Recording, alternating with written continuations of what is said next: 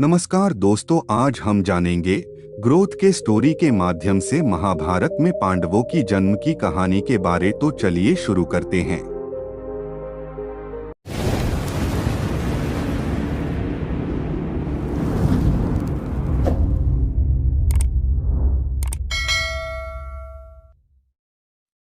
पांडवों का जन्म द्वापर युग में हुआ था। महर्षि वेदव्यास ने इस पूरी घटना को संस्कृत महाकाव्य का रूप दिया। पांडव हस्तिनापुर के राजा पांडु और उनकी दो पत्नियों कुंती व माद्री के 5 शक्तिशाली और कुशल पुत्र थे।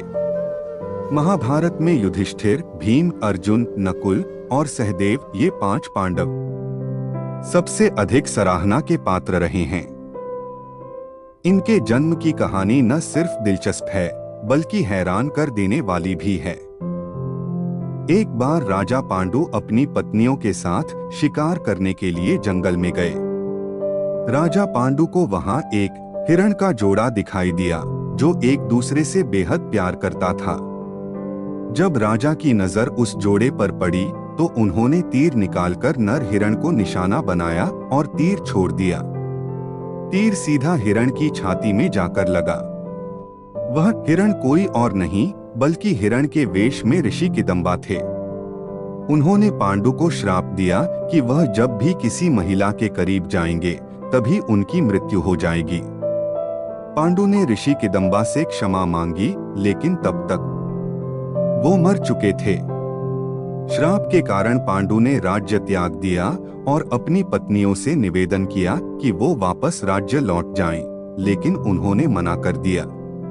कुंती और माद्री जंगल में राजा पांडु के साथ ही रहने लगी। उस समय उनकी कोई संतान नहीं थी।